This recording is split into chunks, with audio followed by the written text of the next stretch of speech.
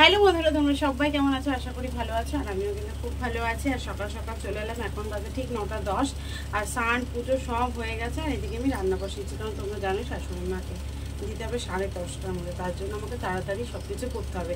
আর এদিকে আমাদের জন্য একটু চা করে নিচ্ছি, লিকার চা, আদা টাদা দিই। আর তার সাথে একটু পাউরুটিটাকে একটু ছেঁকে নিলাম। আর এদিকে মুগ ডাল সিদ্ধ বসিয়ে দিয়েছি আর ভাত বসাচ্ছি। তো চলো বন্ধুরা, দেখতে থাকবো। সারাটা দিন যা যা করবো তোমাদের সাথে শেয়ার করবো। এদিকে চা বসানো, এদিকে ডাল সিদ্ধ বসানো, এদিকে ভাত মানে চাল ধুয়ে রেখে দিয়েছি, এখানে টোস্টটাকে রেডি করে রেখেছি। তার সাথে সাথে এখানে আমার পুজো কমপ্লিট।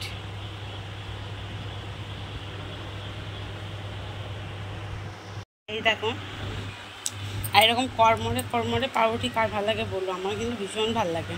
আর এর মধ্যে একটু বেশ বাটার লাগানো থাকবে আর চিনি দেওয়া থাকবে, আরও বেশি ভালো লাগবে।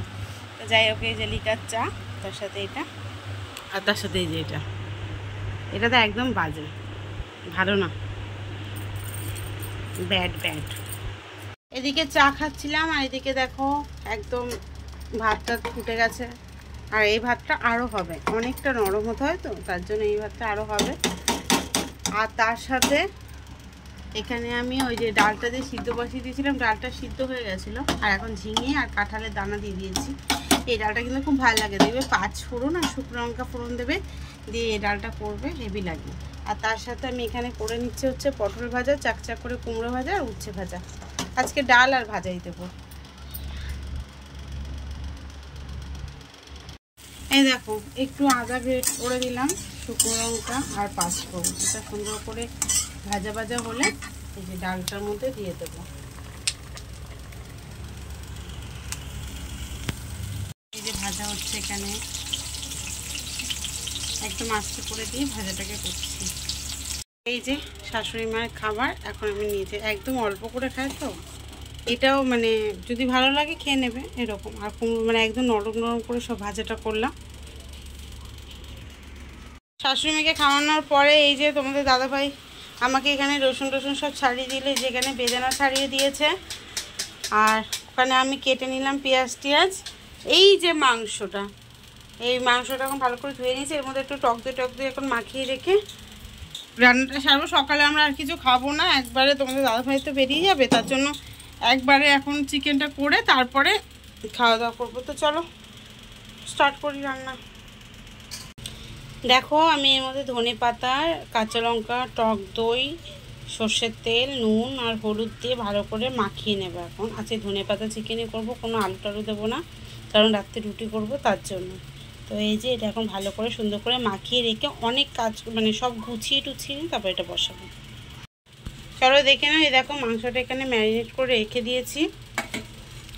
আর তার সাথে যত বাসন ছিল সব মেজে ফেলেছি। এদিকে এখন এই জায়গাটা মুছবো।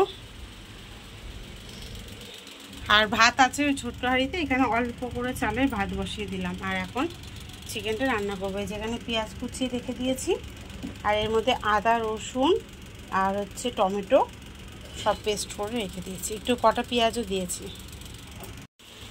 এদিকে সব পরিষ্কার করে নিয়েছি, আর তার সাথে সাথে ভাতও ফুটে গেছে।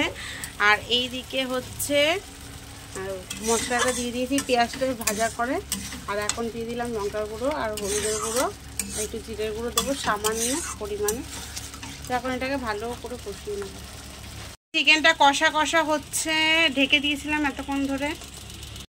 দেখো চিকেনটা কিন্তু অনেকক্ষণ ধরে কষানো হয়েছে, একদম সুন্দর করে কষে গেছে।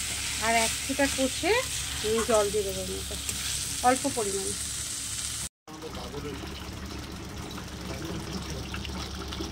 ফাইনালি দেখো এখানে আমার কমপ্লিট হয়ে গেছে কিন্তু ধনিয়া চিকেন। চলো এখন তোমাদের দাদাভাইকে এখন খেতে দিয়ে দেই। আর এখানে দেখো এখন ভাত করে নিয়েছি ধনিয়া চিকেন, তার সাথে সকালের আছে হচ্ছে ডাল ঝিঙা দিয়ে আর কাঁঠালের দানা দিয়ে, আর তার সাথে এই যে দুটো ভাজা আছে, আর সকালেরও ভাত আছে এই যে। তো এই এখন খাওয়া দাওয়া হবে।